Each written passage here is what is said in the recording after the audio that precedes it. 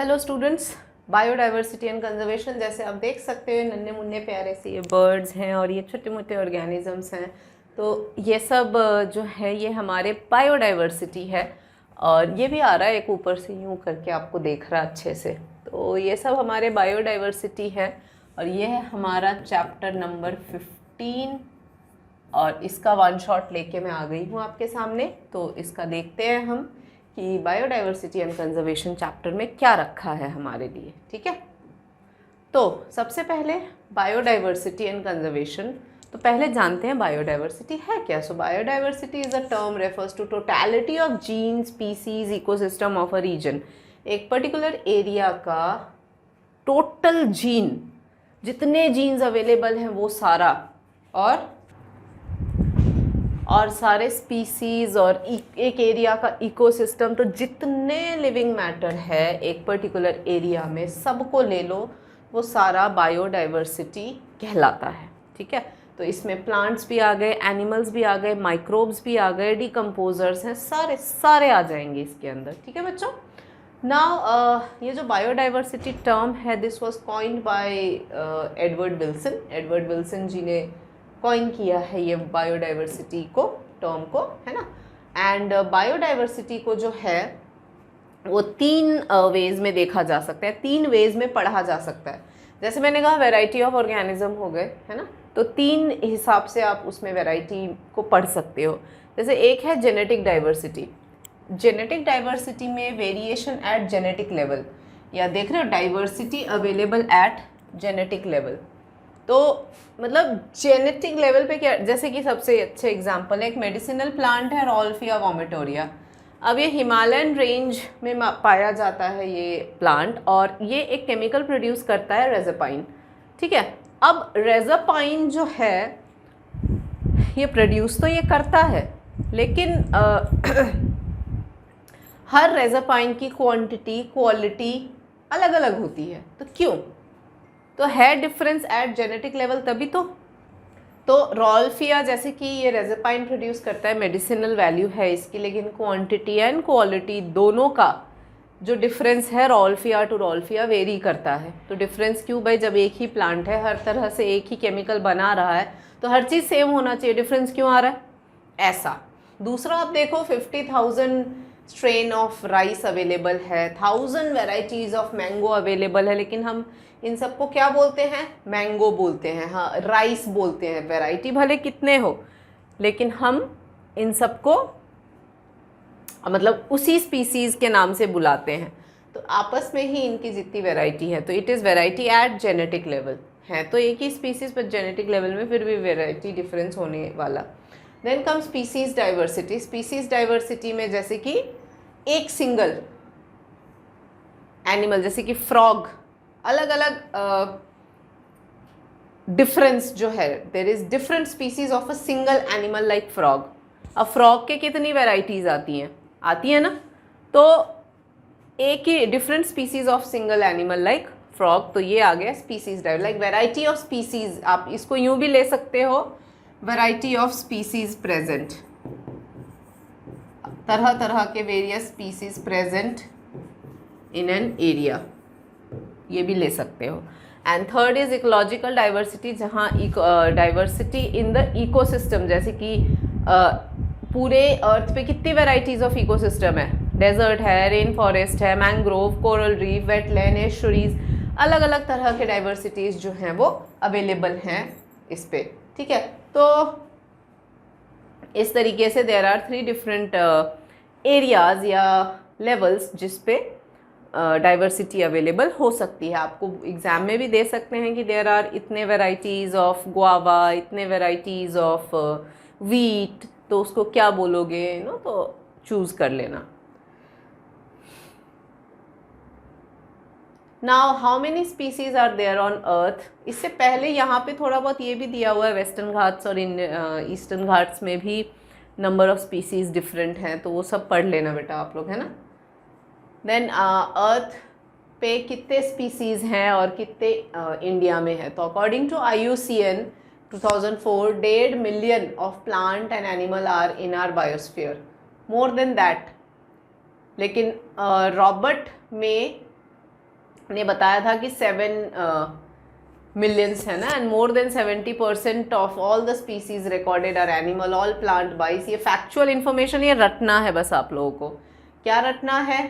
तो 1.5 million plants and animals biosphere में, हालांकि ये ज़्यादा ही नंबर दिए हुए हैं आपकी बुक में। या so all plants constitute about 22%, 70% जो है वो एनिमल्स होते हैं। तो ये सब इंफॉर्मेशन है। रॉबर्ट में तो ये बोल रहे थे कि भाई 7 मिलियन स्पीसीज़ है, तो अलग अलग लोगों के अलग अलग, IUCN international union for nature conservation जो है उसके अकॉर्डिंग 1.5 मिलियन है टोटल। और जितने भी वो है ऑर्गेनिजम्स अवेलेबल हैं, 70% जो है वो एनिमल है, और उसमें से भी 70% जो होते हैं वो इंसेक्ट हैं, यानी हर 10 में से 7 ऑर्गेनिज्म इंसेक्ट्स होते हैं। सोचो आप, ये इतने हाई लेवल है। देन इंडिया के पास में ये फैक्ट्स है, तो फैक्ट्स तो बेटा बिल्कुल पॉइंट्स वाइज एकदम रट लेना कि 2.4% ऑफ वर्ल्ड्स लैंड एरिया है इसके पास, इंडिया के पास। और ग्लोबल स्पीसीज डाइवर्सिटी इम्प्रेसिव 8.1% है, मतलब लैंड एरिया कितना सा कम है, लेकिन आप सोचो स्पीसीज डाइवर्सिटी या बायोडाइवर्सिटी जो है वो पूरे 8.1% है। So India is considered one of the mega diversity countries in the world. ठीक है, तो ये तो फैक्ट्स हैं, और ये कुछ अच्छे खासे फैक्ट्स यहाँ भी दे रखे हैं। ये आपके आता है एग्जाम में, ये पाई चार्ट्स दे देंगे आपको रटना पड़ेगा कौन कितने ग्रुप को, किस ग्रुप को बिलोंग करता है, ये आपको रटने पड़ जाएंगे। ठीक है, तो ध्यान से देखना। This is invertebrate. इनवर्टिब्रेट में देख रहे हो आप सबसे ज़्यादा इंसेक्ट है, उसके बाद में Mollusca, crustacean, other animal groups जो हैं वो इसमें फॉल करते हैं। और वर्टिब्रेट में मैक्सिमम फिशेज हैं, और मैमल्स, बर्ड्स, रेप्टाइल, एम्फीबियंस, ये देख रहे हो पोर्शंस हैं। तो ये आपको इन्फॉर्मेशन नोट करना होगा। और प्लांट के केस में मैक्सिमम एंजियोस्पर्म है, बाकी फंगी हैं, और थोड़े थोड़े से एल्गी, लाइकेन, मॉसेस, फर्न और अलीज। तो फर्न्स कौन से होते हैं? फर्न्स जो होते हैं वो टेरिडोफाइट्स होते हैं। इनको ग्रोथ के लिए पानी चाहिए, रिक्वायर्स वाटर फॉर फर्टिलाइजेशन। ठीक है, और मॉसेस क्या होते हैं? मॉसेस होते हैं ब्रायोफाइट्स। ब्रायोफाइट्स को भी पानी चाहिए होता है। लाइकेंस क्या है? Lichens are symbiotic association between algae and fungi. तो दैट इज कॉल्ड लाइकेंस। तो लाइकेंस वैसे भी पोल्यूटेड एरिया में ग्रो नहीं करता है, ये आप ऐड भी कर लो यहाँ पे, does not grow in polluted areas. ठीक है, देन एल्गी, अलग से एल्गी भी अवेलेबल हैं, फॉन्स और एलाइज जो सब हो ही गया। फंगी कितने सारे हैं देखो आप, हर जगह आ जाते हैं ये नालायक, हर जगह आ जाते हैं, जो भी है।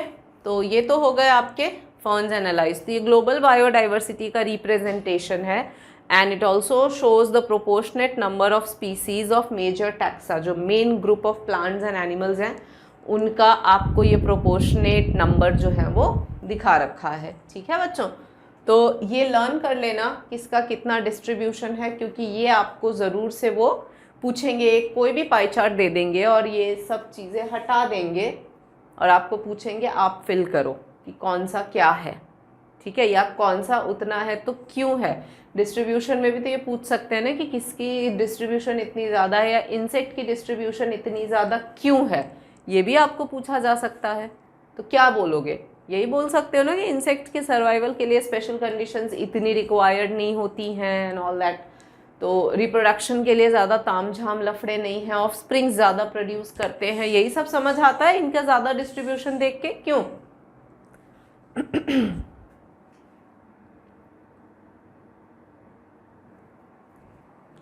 ठीक है, तो ये तो हो गया इस पाई चार्ट का कहानी। अब थोड़ा पैटर्न्स ऑफ बायोडाइवर्सिटी देख लेते हैं। देखो पैटर्न ऑफ बायोडाइवर्सिटी में यहाँ लैटिट्यूडनल ग्रेडियंट दिखाया हुआ है, ठीक है। लैटिट्यूडनल ग्रेडियंट में देखो आप कि species diversity decreases as we move away from the equator towards the pole. जैसे जैसे आप, जैसे कि अगर अर्थ है, this is the equator and this is the pole, तो जैसे जैसे यूं जाएंगे हम वैसे वैसे स्पीसीज डाइवर्सिटी कम होती जाएगी, ठीक है। तो tropic 23.5 harbours more species than temperate pole. तो ये tropic of Cancer, tropic of Capricorn, then Arctic, यही है ना, और फिर ऊपर ऊपर। तो जितना आप इधर इधर आओगे उतना स्पीसीज डाइवर्सिटी कम है, ठीक है। तो लार्जली ट्रॉपिकल एमेजोनियन रेन फॉरेस्ट जो साउथ अमेरिका में है has the greatest biodiversity on earth. कितना है देखो आप, 40,000 तो प्लांट्स हैं, 3,000 fishes, 1,300 birds, 427 amphibian, 378 reptile and more than 1,25,000 invertebrates। Huge number, बहुत ज़्यादा है अमेजोनियन रेन फॉरेस्ट के अंदर स्पीसीज, ठीक है। तो इतनी ज़्यादा बायोडाइवर्सिटी वहाँ क्या कर रहा है, कैसे पॉसिबल होता है? तो ऑब्वियस सी बात है ना यार, मिल रहा है कंडीशन तभी हो पा रहा है, ठीक है। क्यों यहाँ पर ज़्यादा है उसका भी आंसर है। Why tropical rain forest has greater biodiversity? तो सबसे इम्पोर्टेंट है, देखो टेम्परेट रीजन में क्या प्रॉब्लम आती है, they are subjected to frequent glaciations. तो फ्रीक्वेंट ग्लेसिएशंस होते हैं वहाँ पे, तो बार बार वो स्नो बनना, ग्लेशियर्स और ये सब में वहाँ पे होते थे पहले, बार बार ग्लेसिएशंस हो गए थे। तो इससे क्या हुआ कि वहाँ डिस्टर्बेंस हुए, ऑर्गेनिज्म की डेथ होती गई। जो आए थे वो ग्लेसिएशन की वजह से चले भी गए, लेकिन ट्रॉपिकल्स में ऐसा कोई ग्लेसिएशन इशू आया नहीं। तो अनस्टेबल, जो टेम्परेट रीजन में एक अनस्टेबिलिटी थी वो नहीं मिली ट्रॉपिकल में। ट्रॉपिकल में चीज़ें स्टेबल थी आराम से, तो मिलियंस ऑफ ईयर्स तक वो अनडिस्टर्ब्ड रहे। तो एवोल्यूशन होता गया, चेंजेस आते गए, एडजस्टमेंट्स होते गए, तो एक कंटिन्यूटी में स्पीसीज बनी रही। क्योंकि कोई भी वैरायटी जो क्रिएट होती है वो एक दिन दो दिन में थोड़ी ना क्रिएट होती है, या कुछ सालों में थोड़ी ना क्रिएट होती है, इसको होने में मिलियंस ऑफ ईयर्स लगते हैं। बट वो बनता है, फिर ग्लेसिएशन हो गया, सब खत्म। लेकिन ट्रॉपिकल में ये चीज़ नहीं बना, तो कंटिन्यूट ना रहा। एक तो ये ट्रॉपिकल एनवायरनमेंट्स जो है वो टेम्परेट के जैसा ज़्यादा सीजनल नहीं होते, और कांस्टेंट और प्रेडिक्टेबल वो होता है, माहौल होता है, ठीक है। And promotes niche specialisation to a greater species diversity. मतलब कि सिंस वेदर प्रेडिक्टेबल होता है, जैसे कि साइबेरियन क्रेन्स है, उनको पता है कि साइबेरिया में ठंड है, मतलब होता है ना वेदर, दे नो, तो दौड़ के इधर आ गए।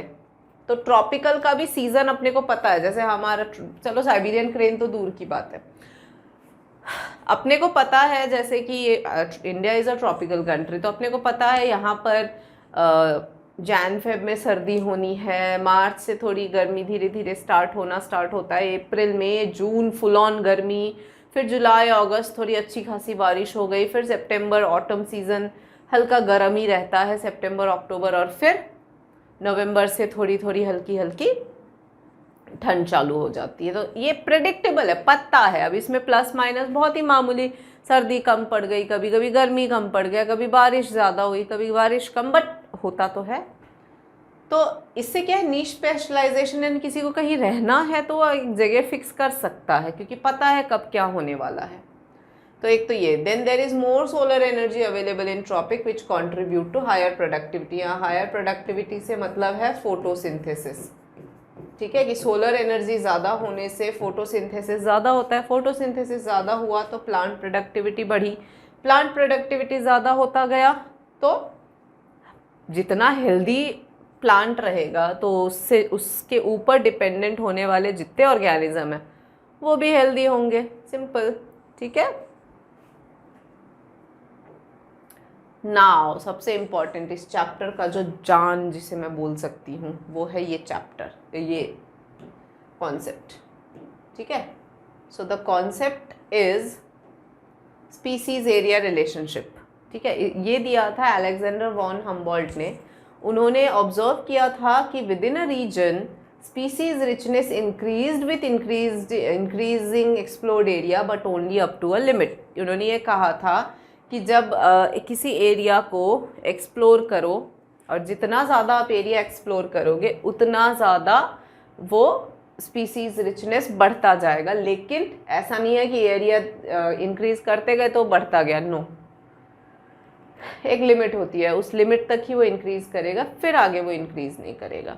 ओके, तो that is what is observed by the Alexander von Humboldt. ठीक है, so the relation between species richness and area for a wide variety of taxa turns out to be a rectangle hyperbola। तो वो hyperbola ये वाला है, ये वाला, कि ऐसे हाइपरबोला बन जाता है कि जब आप एक स्पीसीज रिचनेस को ऑफ एन एरिया और डिफरेंट वेराइटी ऑफ टैक्सा को जब आप वो करते हो तो एक हाइपरबोला मिलेगा आपको। ग्राफ में आता है ना हाइपरबोला, तो रेक्टेंगुलर सा हाइपरबोला मिलेगा, यूं यूं यूं यूं। लेकिन लॉगरिथमिक स्केल में जब आप इसको करते हो तब आपको ये स्टीपर लाइन मिलेगा, स्ट्रेट लाइन मिलेगा लॉगरिथमिक स्केल पे।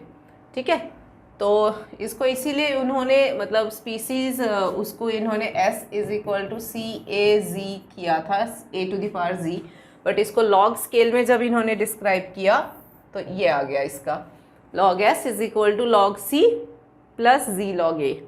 ठीक है, अब ये है क्या भाई, तो ये है s को, तो ये इन्होंने बोला स्पीसीज रिचनेस, a हो गया एरिया, z हो गया slope of line, regression coefficient, यानी कि जो स्लोप कैसा होगा वो z हो गया, और c जो है वो y इंटरसेप्ट आया।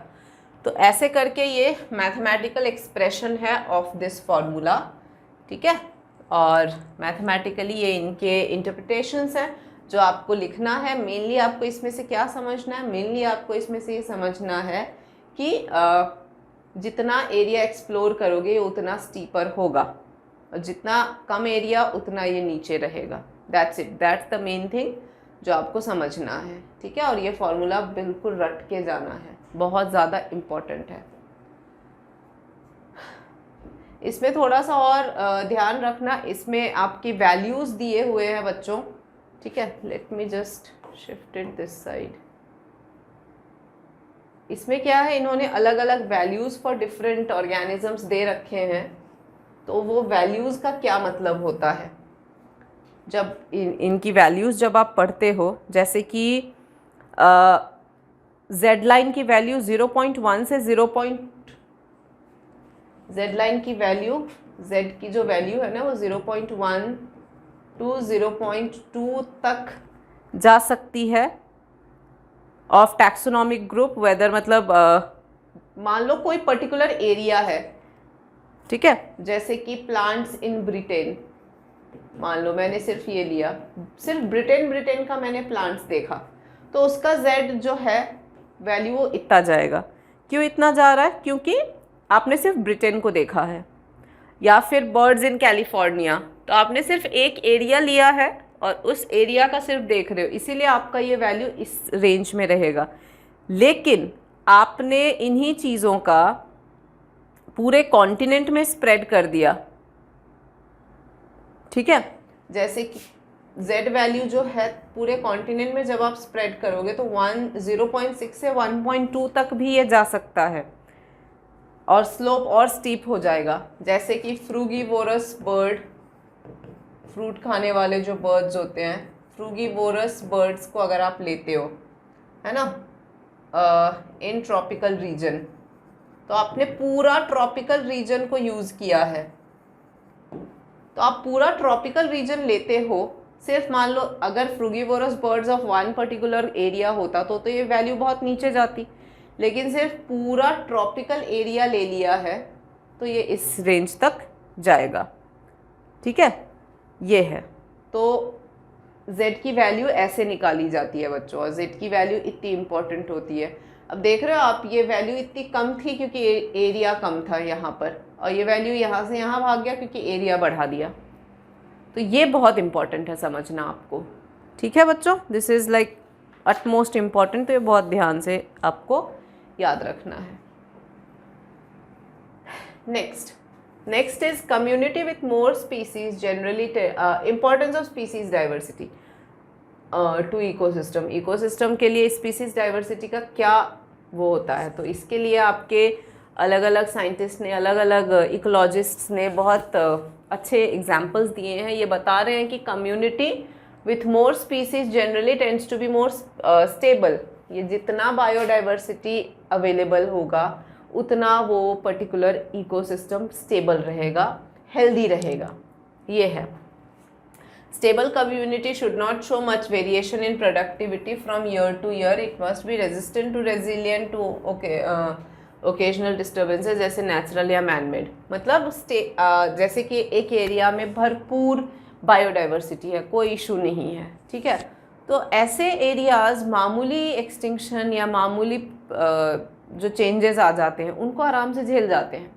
लेकिन एक ऑलरेडी पुअर बायोडाइवर्सिटी में है और वहाँ पर कोई अगर प्रॉब्लम आ गई तो वो फिर जल्दी ख़त्म भी हो जाते हैं, ठीक है। तो ये थोड़ा सा आपको ध्यान रखना पड़ेगा कि एक स्टेबल कम्युनिटी जो है वो should not show much variation. तो David Tilman's long term field experiment finds that plots with more species shows less year to year variation in biomass and increase diversity contributed to higher productivity. मतलब David Tilman ने वही field experiments जो करे थे, उनका यही कहना था कि एक एरिया जहाँ पे बहुत सारे बायोडाइवर्सिटी अवेलेबल है, तो उनका हर साल का, मैंने आपको पहले भी बताया है कि बायोमास प्रोडक्शन मान लो एक साल में 100,000 बिलियन टन्स है फॉर एग्जाम्पल, ठीक है, इतना टन्स है, ठीक है, फॉर एग्जाम्पल इतना बायोमास प्रोडक्शन यानी फोटोसिंथेसिस करके जो प्रोडक्टिविटी है वो साल का करीब 1000 है। अब वो हेल्दी इकोसिस्टम है तो 1000 हो गया तो कभी कभार 999 हो जाएगा, कभी 900 भी रह गया, कोई इशू नहीं है, और 1100 भी, 11,000 भी, 1000, हाँ 1100 भी हो गए। तो छोटा मोटा वेरिएशन इज अवेलेबल, मतलब चलता है, लेस वेरिएशन में आ जाएगा ये चीज़, तो है ना। लेकिन अगर बायोडाइवर्सिटी हिली हुई है पूरी, अच्छा खासा है ही नहीं बिल्कुल, तो यहाँ ईयर टू ईयर वेरिएशन ज़्यादा दिखाएगा। फिर वो अब सोचो 1000 से सीधा 500 पे आना, 400 पे आना, तो ये फिर हैवी वेरिएशंस हो जाएंगे, तो फिर वहाँ वो बहुत ज़्यादा फिर डिस्टर्ब्ड रहेंगे, तो जो अच्छी बात नहीं है, ठीक है। सो इंक्रीज डाइवर्सिटी जो है वो हायर प्रोडक्टिविटी को लीड करता है। तो जितना, मतलब एक एरिया में अगर एक चींटी भी एक्सटिंक्ट हो गई तो कहीं ना कहीं वो कुछ ना कुछ असर तो डालेगा, और एक एरिया में भरपूर हर चीज़ एकदम अच्छे से अवेलेबल है in terms of biodiversity, then that area ecosystem is very healthy, ठीक है।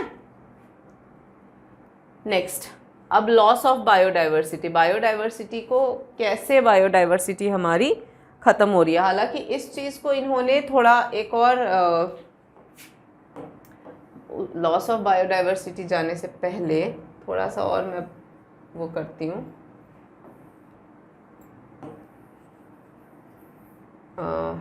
यहाँ पर पॉल अर्लिक्स रिवेट पॉपर हाइपोथीसिस, ये वाला आपको थोड़ा याद रखना होगा, ठीक है। पॉल अर्लिक ने रिवेट पॉपर हाइपोथीसिस दिया था। इन्होंने ये बोला था कि एक एयरप्लेन का एग्जाम्पल लिया था, an airplane as ecosystem,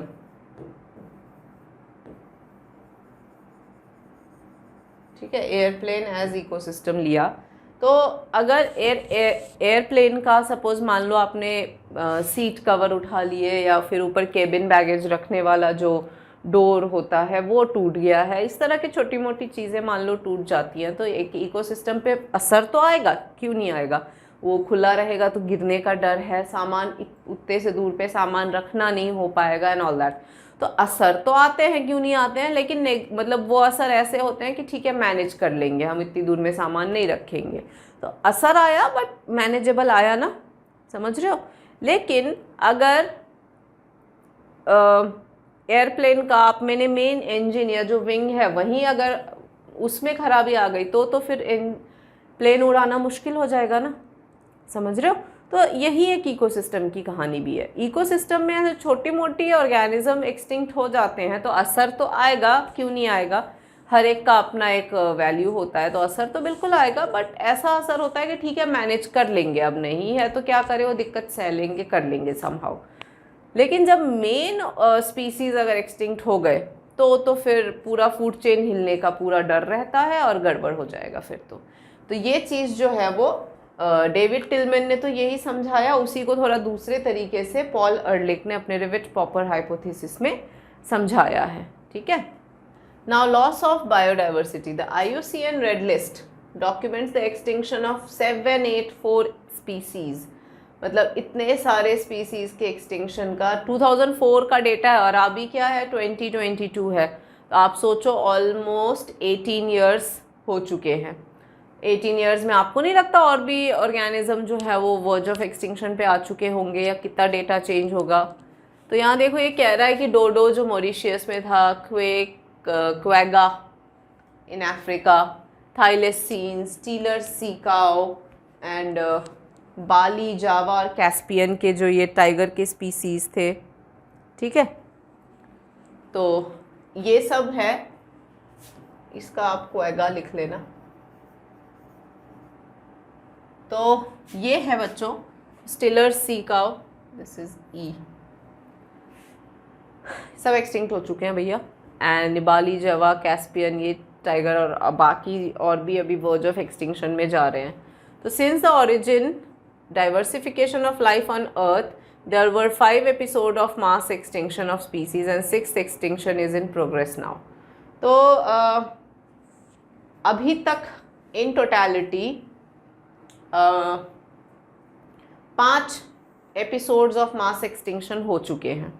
5 episode of mass extinction यानी 5 बार ऐसा हुआ है कि मास में, मतलब बहुत सारे ऑर्गेनिजम्स का एक साथ एक्सटिंक्ट हो जाना, ऐसा 5 बार हो चुका है जब से अर्थ आया है इन बीइंग, ठीक है। और ये करेंटली जो है, करेंटली ये 6th मास एक्सटिंक्शन प्रोग्रेस में चल रहा है। तो 6th मास एक्सटिंक्शन कैसे प्रोग्रेस में चल रहा है, और मतलब अभी करंट वाला इज 6th रनिंग, और ये जो है वो 100 to 1000 टाइम्स फास्टर है, क्योंकि all other are pre human period and this one is anthropogenic, यानी पहले वाले जो मास एक्सटिंक्शन थे वो प्री ह्यूमंस थे, मतलब अर्थ पे लोग नहीं आए थे तब हुआ करते थे। लेकिन अब वाला जो है वो ह्यूमन बीइंग्स की वजह से हो रहा है। ह्यूमन बीइंग्स ने नेचर पे इतना थ्रेट कर रखा है कि उसकी वजह से हो रहा है। तो इसीलिए 6th मास एक्सटिंक्शन जो है वो बहुत ही डिफरेंट है और फास्टर है, ठीक है।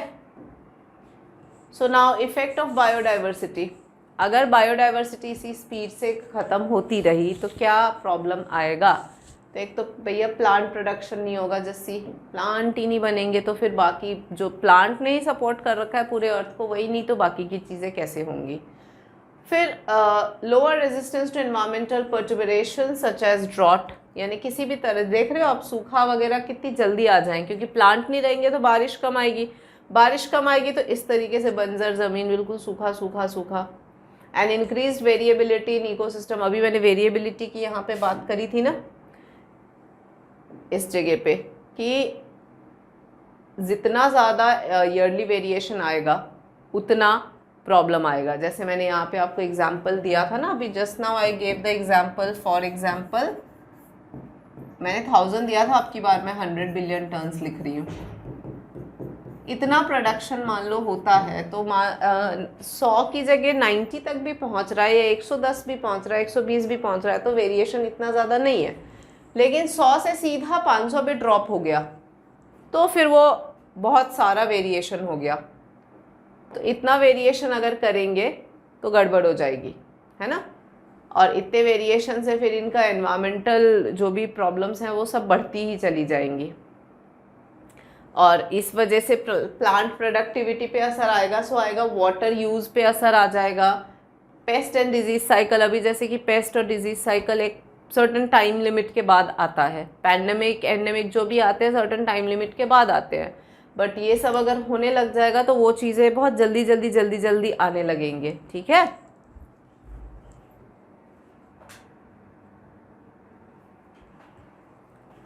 सो बायोडाइवर्सिटी को बचाना बहुत ज़रूरी है। कैसे बचाएंगे भाई? तो बायोडाइवर्सिटी को हम, present loss is all due to human activity, और इसके 4 मेजर कॉज हैं जिसको ईविल क्वार्टेट भी बोला जाता है। पहला है हैबिटेट लॉस एंड फ्रैगमेंटेशन, दूसरा है ओवर एक्सप्लॉयटेशन, तीसरा है एलियन स्पीसीज इन्वेजन, और चौथा है को एक्सटिंक्शन। तो ये 4 ऐसे ईविल क्वार्टेट हैं जिनकी वजह से बायोडाइवर्सिटी बिल्कुल ख़त्म होने के उस पर आ चुका है, जो कि हम अफोर्ड नहीं कर सकते हैं। तो हैबिटेट लॉस एंड फ्रैगमेंटेशन क्या है? देखो, most important cause of driving animal and plants to extinct, ये सबसे इम्पॉर्टेंट है। क्यों? क्योंकि घर रहेगा ही नहीं तो वो लोग कहाँ रहेंगे? आपको मान लो हमें आदत है अपने घरों में रहने की, ड्यू टू सम रीज़न आपका घर फॉर एग्जाम्पल नहीं है ना? तो आप 2 दिन 4 दिन 5 दिन चलो बाहर इधर उधर समहाउ एडजस्ट करके गुजारोगे, लेकिन क्या हमेशा ही बाहर रहना पड़े तो कितनी दिक्कत आएगी बताओ? जो एक हैबिट है आपका, वो हैबिट आप कितने दिनों तक दूर रख पाओगे? कैसे एडजस्ट करोगे? It's all difficult. उनका भी घर हटा दोगे तो रहेंगे कहाँ बेचारे? अब देखो, ये कह रहा है कि ट्रॉपिकल रेन फॉरेस्ट 6% पे रिड्यूस हो चुका है, पहले 14% था। अब सोचो ये जो रिडक्शन हुआ है 8% का, वो 8% ह्यूज है बच्चा, इट्स ह्यूज। 6% तो रह गए, 8% हटा दिया, सॉलिड मोर देन 50%। तो लैंड सरफेस पे मोर देन 50% रेन फॉरेस्ट कम कर दिया। तो सोचो वहाँ पे जो रह रहे थे, कितने बायोडाइवर्सिटी रही होगी, वो कहाँ गए होंगे? तो है ना प्रॉब्लम। अब अमेजोनियन रेन फॉरेस्ट जो लंग्स ऑफ प्लैनेट कहा जाता है, उसको भी क्लियर कर रहे हैं ताकि सोयाबीन्स की खेती हो सके। तो खेती के लिए भी फॉरेस्ट को क्लियर आउट कर रहे हैं। And degradation of many habitat by pollution is also threatens loss of biodiversity. ये तो क्लियर करके सोयाबीन की खेती कर रहे हैं, तो चलो एक बार मान भी लेते हैं कि सोयाबीन की खेती है तो खेती से कुछ तो आएगा, बट ये वाला सुन लो कि पोल्यूशन कितना बढ़ता है। अब पोल्यूशन से भी तो बायोडाइवर्सिटी लॉस होती है। तो एक तरफ क्लियर कर भी रहे हैं, दूसरी तरफ पोल्यूशन भी खूब बढ़ा रहे हैं, धुआं धक्कर स्मोक भी बहुत ज़्यादा बढ़ रहा है, तो फिर कैसे सर्वाइव करेगा? Large areas are broken into fragments also cause loss of diversity. मतलब बहुत बड़े एरियाज को भी छोटे छोटे फ्रैगमेंट्स में कट कर देते हैं। इसी को तो फ्रैगमेंटेशन बोला है कि लार्ज एरियाज हैव बीन उसको, मतलब बहुत बड़े एरिया में जो रहते हैं उन एरियाज को इन्होंने क्या कर दिया है, छोटे छोटे फ्रैगमेंट्स में, सेटलमेंट्स के कारण वो छोटे छोटे फ्रैगमेंट्स में उनको ब्रेक कर दिया है। किस लिए किया? For human settlement, building road, canal, समझ रहे हो? तो बहुत बड़े एरियाज को इन्होंने क्या कर दिया, छोटे छोटे फ्रैगमेंट्स में डिवाइड कर दिया। अब उन एनिमल्स को जिनको बहुत ज़्यादा एरिया चाहिए अपने आराम से सरवाइव करने के लिए, उनके लिए तो दिक्कत आ गई ना। तो ये ऐसे करके बहुत सारे बर्ड्स और एनिमल्स जो है वो, large amount of birds, large number of birds specially migratory and animals are declined due to fragmentation। Fragmentation ध्यान देना क्या है, बड़े हैबिटेट्स को तोड़ के छोटे छोटे फ्रैगमेंट्स में कर देना। फ्रैगमेंट यानी काटना नहीं। अब ह्यूमन सेटलमेंट हो गया। अब जैसे कि ये जैसे पूरा बोर्ड है, बड़ा सा एरिया, लेकिन वहाँ पे ह्यूमंस आके बस गए, फिर इतना दूर छोड़ दिया, फिर यहाँ पे ह्यूमंस बस गए, फिर इतना दूर, फिर यहाँ ह्यूमंस। तो ऐसे करके फ्रैगमेंट्स में बांट दिया। नहीं, ये पूरा एक कंटिन्यूएशन में था ऐसा। तो ऐसे में बहुत सारे माइग्रेटरी बर्ड्स और एनिमल्स जो है उनके नंबर जो है वो डिक्लाइन हो जाते हैं। So habitat loss and fragmentation is one of the major reason for the biodiversity loss. ठीक है।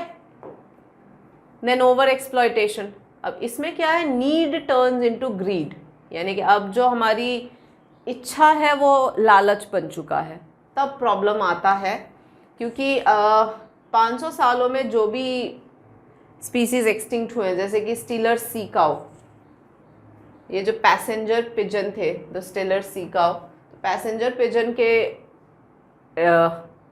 वो एक्सटिंक्ट होने का मेन रीज़न था उनका over exploitation, and also many marine fishes population around the world are over harvested. तो कोई भी चीज़ एक्सेस करेंगे तो कब तक टिकेगा वो, तो ये प्रॉब्लम है, ठीक है। So over exploitation is also a big headache.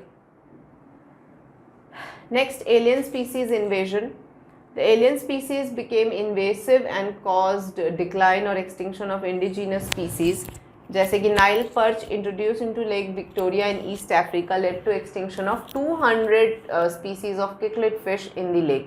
जो नाइल पर्च करके एक वो था, फिश था, उसको जब इंट्रोड्यूस किया तो वहाँ के जो छोटे छोटे किकलिड फिश थे ना, वो बिल्कुल एक्सटिंक्ट हो गए, ठीक है।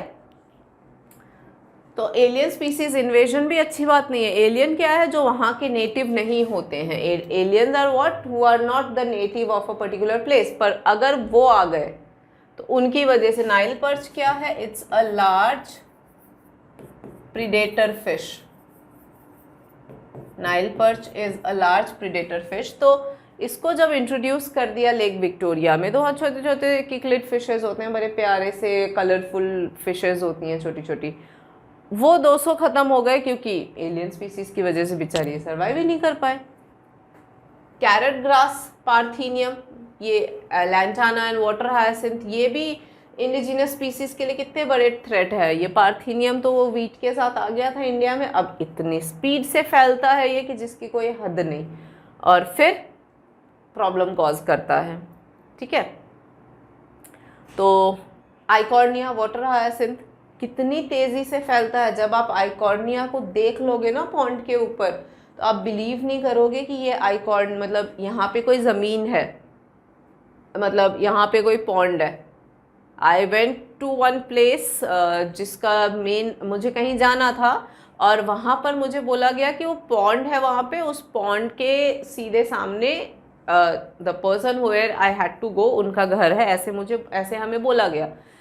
अब हम चक्कर काट रहे हैं पॉन्ड को ढूंढने में, जबकि we were actually at the pond area, but pond समझ ही नहीं आया। क्यों नहीं आया? Because that pond was totally flooded with water hyacinth. अब वो पूरा वाटर हायसिंथ इस तरीके से फैला हुआ था कि हमें ये समझ ही नहीं आया कि उसके नीचे पॉन्ड होगा या पानी है। सोचो, इतने बड़े थ्रेट होते हैं ये। अब सोचो, अब पानी पूरा का पूरा वाटर हायसिंथ भर जाएगा तो सारा सनलाइट, न्यूट्रिएंट, ऑक्सीजन, सब कुछ तो वाटर हायसिंथ ले रहा है ना। नीचे पॉन्ड के अंदर वाले ऑर्गेनिज्म को क्या मिलता है? कुछ नहीं मिलता। तो देखते देखते वो ख़त्म हो जाते हैं। This is the problem that take place. Then there is another alien species, Clarias gariepinus, African catfish होते हैं ये भी एक्वाकल्चर के लिए लिए जाते हैं, लेकिन वहाँ की जो इंडिजिनस कैटफिशेस होती हैं उनके लिए ये फिश जो है वो प्रॉब्लमेटिक साबित होता है। तो कहीं भी बाहर से अगर कोई आ गया ना, तो जो नेटिव लोग हैं ना, उनके लिए प्रॉब्लम होता है, फिर वो बहुत ज़्यादा दिन तक सर्वाइव नहीं कर पाते हैं। तो एलियन स्पीसीज इन्वेजन भी एक बहुत बड़ा इशू है, जिसकी वजह से बायोडाइवर्सिटी लॉस होता है। एंड नेक्स्ट रीज़न इज़ को एक्सटिंक्शन। को एक्सटिंक्शन में प्रॉब्लम ये है कि म्यूचुअलिज्म, आप जानते हो, दो ऑर्गेनिज्म एक दूसरे के साथ म्यूचुअल रिलेशनशिप में रहते हैं, है ना। लाइकेंस हो गया, सबसे मेन तो प्लांट्स विथ देयर पॉलिनेटर्स, जो फिग एंड वैस्प का रिलेशनशिप है, तो होस्ट एंड पैरासाइट का रिलेशनशिप है। तो कैसा भी दो ऑर्गेनिजम्स जो एक दूसरे के बिना सर्वाइव ही नहीं कर सकते, तो उनके केस में वो अगर एक्सटिंक्ट हो गए ना, तो और भी ज़्यादा मुसीबत, क्योंकि वो खुद तो होंगे एक को और लेके एक्सटिंक्ट हो जाएंगे। क्यों? क्योंकि अगर दो लोग कोई आपस में म्यूचुअल रिलेशनशिप में रह रहे हैं और एक भी गया तो दूसरा ऑटोमेटिकली गया, तो ये तो और भी ज़्यादा प्रॉब्लमेटिक है कि एक गए तो दूसरे तो वैसे ही चले जाना है उसको, है ना। वैसे तो इंडिविजुअल एक्सटिंक्शंस पढ़ रहे थे अभी आप, अब इस केस में आपको एक साथ दो देखने पड़ रहे हैं। तो वही कह रहे हैं कि plant and animal species associated with it in obligatory यानी परमानेंट वे में है तो वो एक्सटिंक्ट दोनों हो जाते हैं। जैसे फिग एंड वैस्प, इसका जैसे प्लांट पॉलिनेटर तो फिग हो गया और वैस्प, ठीक है। तो ऐसे करके जो भी म्यूचुअल उसमें रहते हैं, एक गया तो दूसरा गया, तो ये तो और भी प्रॉब्लमेटिक है कि एक जाता है सो जाता है, दूसरे को और लेके चला जाता है, जो हम अफोर्ड नहीं कर सकते। सो को एक्सटिंक्शन, ठीक है।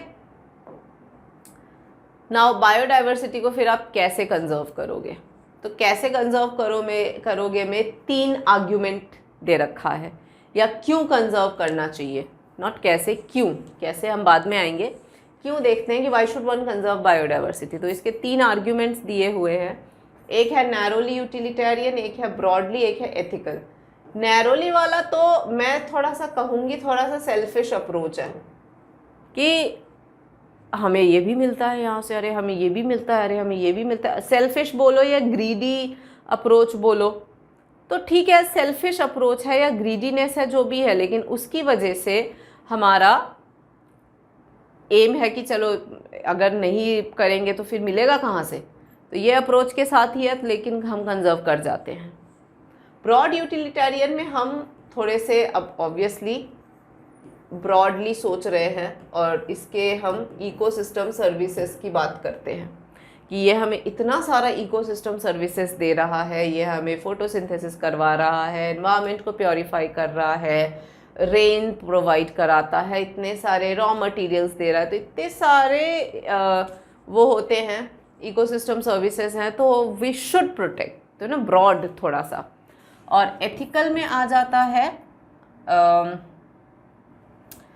एवरी ऑर्गेनिज्म हैज़, मतलब ethical every organism has its individuality,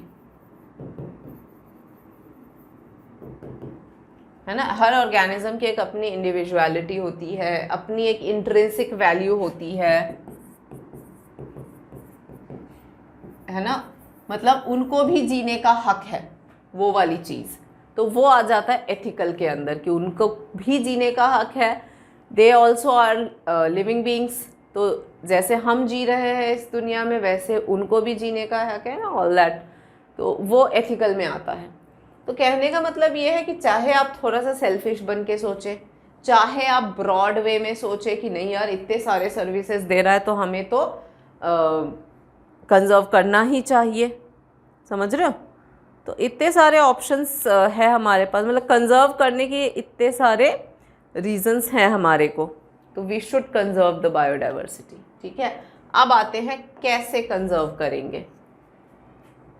अच्छा, नैरो यूटिलिटेरियन की ये मैंने बताया था तो वो आ भी गया, जैसे human derive so many benefits, कह रहे हैं ना, फ़ायदा देखो अपना, फूड है, खाने में अब क्या क्या है, इंडस्ट्रियल प्रोडक्ट आ गए ये सारे, medicinal importance, and bioprospecting is exploring molecular and genetic and species level diversity for product and economic importance।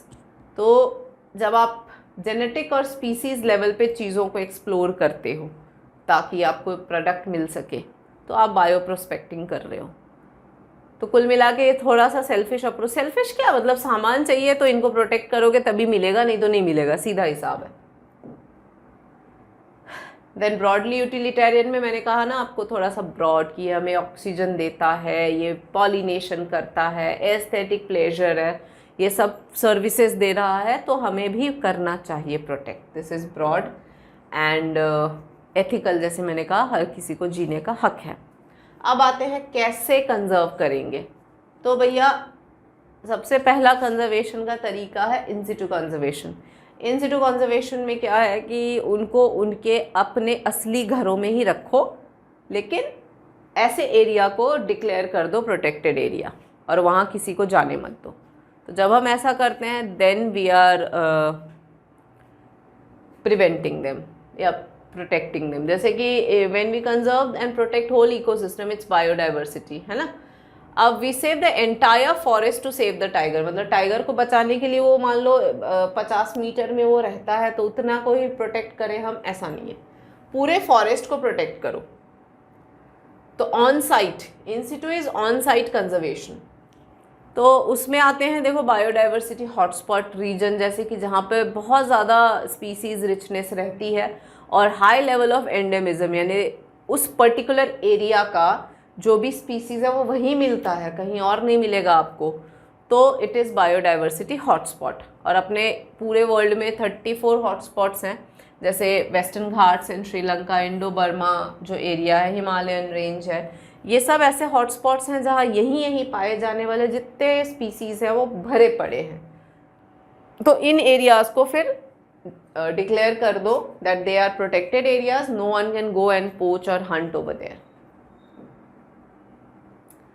And other protected area ये आ गए आपके इन सिटू कंजर्वेशन में। बायोस्फीयर रिजर्व हो गए। बायोस्फीयर रिजर्व बहुत बड़ा एरिया होता है, ठीक है, जिसमें सबसे को जोन्स डिवाइडेड होते हैं। आउटर जोन में क्या है, लोग जा सकते हैं, रह सकते हैं, विजिट कर सकते हैं, और अंदर जाओ तो कोर एरिया आ जाता है जहाँ हर कोई का जाना या प्रोटेक्टेड एरिया है। तो बायोस्फीयर रिजर्व वैसा होता है बड़ा, ठीक है। नेशनल पार्क्स जो होते हैं that is only for forest area जो प्रोटेक्टेड होते हैं, ठीक है, लेकिन बड़ा होता है वो भी। मतलब सबसे बड़ा बायोस्फीयर रिजर्व जिनके तो एरियाज ही बटे हुए होते हैं, देन नेशनल पार्क है, एंड देन उससे थोड़ा छोटा सैंक्चुरीज होते हैं। तो ये सब इन सिटू कंजर्वेशन में आ जाएंगे। ऑल्सो इन सिटू में आपकी एक और आता है सेक्रेड ग्रूव्स।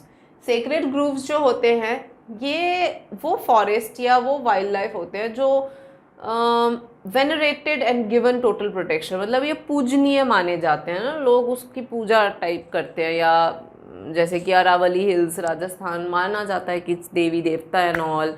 तो अब जैसे लंदन में एक फॉरेस्ट था, वहाँ के बीचों बीच एक चर्च होता था, तो लोग मानते थे यहाँ तो भगवान वास करते हैं, तो यहाँ डिस्टर्ब नहीं करना चाहिए। तो ऐसे करके बहुत सारे एरियाज़ हैं। तो खासी एंड जयंतिया हिल्स मेघालय में हैं, बहुत सारे हैं ऐसे, बस्तर, ये सब एरियाज़ ऐसे हैं जहाँ पे मान्यता है कि दे आर सेक्रेड, तो वन शुड प्रोटेक्ट, वहाँ पे पेड़ वेड़ नहीं काटने चाहिए ऐसा।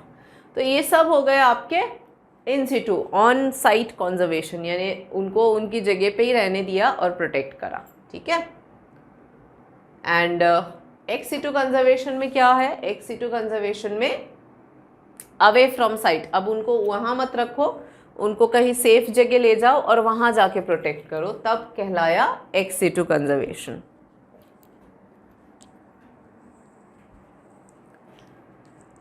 तो एक्स सिटू कंजर्वेशन में देखो थ्रेटेंड एनिमल को बाहर निकाला और लेके गए और अलग से प्रोटेक्ट किया, जैसे कि जूलॉजिकल पार्क यानी जू में ले गए, है ना, बॉटनिकल गार्डन्स हो गए, वाइल्ड लाइफ सफारी हो गया, तो वहाँ थोड़े बहुत जानवर, एनिमल, प्लांट सब रख के उनकी देखभाल, केयर सब करी जाती है। तो वो उनके नेचुरल हैबिटेट में नहीं है, वहाँ से वो ले आए गए हैं और वहाँ रखते हैं, ठीक है। तो एक तो ये हो गया। दूसरा क्रायो प्रेजर्वेशन। क्रायो प्रेजर्वेशन क्या है, -196 degree Celsius in liquid nitrogen. कोई भी लिविंग मॉलिक्यूल को, लिविंग मैटर को, जैसे कि स्पर्म्स हो गए, एग्स हो गए, पॉलन्स हो गए, सीमेन हो गया, इन सबको -196 degree Celsius in liquid nitrogen में रखते हैं ना जब, तो उस प्रोसेस को क्रायो प्रेजर्वेशन कहते हैं। And even the genetic strains are preserved in seed bank, जो सीड के भी अलग सी बैंक आती है जहाँ पे सारे सीड्स प्रिजर्व्ड होते हैं। तो एक ही अलग अलग जेनेटिक वैरायटी के जो सीड्स अवेलेबल होते हैं सबको सीड बैंक में स्टोर करके रखते हैं कि इन फ्यूचर कभी नियर में ज़रूरत पड़ी तो यहाँ से निकाल के यूज़ कर लिया जाए। तो ये सब क्या है, ये सब away from the site of conservation है, यानी ये अपने नेचुरल जगह पे नहीं है, इनको कहीं और ले जाके फिर प्रिजर्व किया गया है। तो ये ex situ, away from there natural habitat, वो एक्स सिटू कंजर्वेशन कहलाता है, ठीक है बच्चों। तो this is ex situ conservation. And biodiversity अब इतना इम्पॉर्टेंट एक मैटर हो गया, जब बायोडाइवर्सिटी ही नहीं रहेगा, तो फिर अर्थ पे फिर एग्जिस्ट कौन करेगा? तो अगर अर्थ पे सर्वाइव करना है, हेल्दी वे में सर्वाइव करना है, तो बायोडाइवर्सिटी को बचाना प्राइम इम्पोर्टेंस होना चाहिए, है ना। तो उसके लिए देखो द अर्थ समिट रखा गया था रियो डी जेनेरो में 1992 में, जहाँ पे सारे नेशंस को बुलाया गया था और उनको कहा गया था कि अप्रोप्रिएट मेजर्स जो है वो लेना चाहिए for conservation of biodiversity and sustainable utilization of its benefits. मतलब बायोडाइवर्सिटी को कंजर्व कैसे करोगे और रिसोर्सेस को कैसे यूटिलाइज करोगे ताकि करेंट जनरेशन भी सेटिस्फाइड रहे और फ्यूचर जनरेशन के लिए भी मैटर अवेलेबल रहे। उस पर बातचीत हुई थी उनकी, और वर्ल्ड समिट भी हुआ था जो जोहान्सबर्ग साउथ अफ्रीका में हुआ था, और उसमें 190 कंट्रीज़ ने प्लेज लिया था कि हम लोग 2010 तक significant reduction in biodiversity loss eight global, regional and local level हम अचीव करेंगे। बट आपको लगता है ऐसा अचीव हुआ है? मुश्किल है ना। तो फिर भी यार इन सब से फ़र्क तो पड़ता ही है कि आज इतने कंट्रीज़ ने प्लेज लिया, तो कोशिश तो ऐसा नहीं है नहीं करा है, कोशिश सब कर रहे हैं, बट ये है कि वो कोशिश इनफ नहीं हो रहा है। इतना करना पड़ेगा कि आज पोल्यूशन लेवल नीचे आ जाए, इतना करना पड़ेगा कि हर वो एनिमल जो इतनी जल्दी जल्दी एक्सटिंक्ट हो रहा है, मैक्सिमम एनिमल आप देखो थ्रेटेन, वल्नरेबल, एक्सटिंक्ट, एंडेंजर्ड इन्हीं रेंज में आते हैं, तो वो थोड़ा सा पुल बैक हो, वो हमारा एम है। हमने माइक्रोब वाले चैप्टर में भी पढ़ा था कि हमारा वहाँ पे भी आपको यही सिखाया गया था कि बायोडाइवर्सिटी मतलब आप इंसेक्टिसाइड पेस्टिसाइड यूज़ करके मारो मत पूरा का पूरा, क्योंकि आप उसमें यूज़फुल हार्मफुल सभी को मार रहे हो। जो हार्मफुल हैं, जो पेस्ट्स हैं, जो प्रॉब्लमेटिक वंस हैं, उनको कम्प्लीटली इरेडिकेट मत करो, इतने पे ले आओ कि वो आपको ज़्यादा नुकसान नहीं कर रहे हैं। वहाँ भी यही सिखाया गया, क्योंकि वहाँ भी एक ही लाइन यही बोली गई, more the biodiversity more flourished and healthy is the ecosystem. तो जितना बायोडाइवर्सिटी रहेगा अच्छा रहेगा उतना वो फ्लरिश रहेगा। एक भी ऑर्गेनिज्म का एक्सटिंक्ट होना या कम होना नुकसानदायी हो सकता है धीरे धीरे, जैसे कि रिवेट पॉपर हाइपोथेसिस में भी सीखा हमने कि धीरे धीरे करके मान लो वो एयरप्लेन का सारा सामान 1 by 1 लेते जाए घर पे, अगर मान लो पैसेंजर्स वो अंदर के सामान वगैरह धीरे धीरे घर लेके चले जाए, प्लेन में रहे ही ना, तो छोटी मोटी चीज़ें जब ले जाते हैं तो नहीं फ़र्क पड़ेगा, लेकिन मेजर चीज़ें गायब होने लगेंगी तो ज़रूर एयरप्लेन धीरे धीरे वीक हो जाएगा। तो वही हाल इकोसिस्टम का भी होगा कि छोटे छोटे ऑर्गेनिज्म अभी धीरे धीरे एक्सटिंक्ट होए जा रहे हैं, फ़र्क इतना नहीं पड़ रहा है, बट वो पड़ेगा एक साथ। जब बहुत सारे हो जाएंगे तब बिल्कुल पड़ने लगेगा, बिल्कुल हेल्दी नहीं रहेगा इकोसिस्टम। तो वही इस चैप्टर से हमने सीखा है कि कंजर्वेशन बहुत इम्पॉर्टेंट है। अच्छा, एज़ फार एज़ ये तो था बिल्कुल चैप्टर वाइज। अब इस चैप्टर को अगर आप देखो तो बहुत ज़्यादा बड़ा नहीं है, थोड़ा छोटा सा ही चैप्टर है, लेकिन ट्रिकी है। आप देखो कंटेंट बहुत सारा दे रखा है, और सबसे इम्पॉर्टेंट स्पीसीज एरिया रिलेशनशिप वाला जो टॉपिक है वो बहुत ज़्यादा इम्पॉर्टेंट हो जाता है, तो उसको तो बिल्कुल रट के चले जाना। और बाकी फैक्चुअल इन्फॉर्मेशन जो स्टार्टिंग में दे रखे हैं, फैक्ट्स रट लेना, आंसर लिखते समय फैक्ट्स याद करने पड़ेंगे, और एक भी गलत फैक्ट लिखोगे तो फिर गलत हो जाएगा। तो ऐसे करके इस चैप्टर को हैंडल करो। वन शॉट में मैंने की पॉइंट सारे यहाँ डाल ही दिए हैं, तो इनको भी रिवाइज कर लेना, and I think you will be sorted after that. So on this note, it's a goodbye children. You all take care and study hard and crack your boards. Thank you.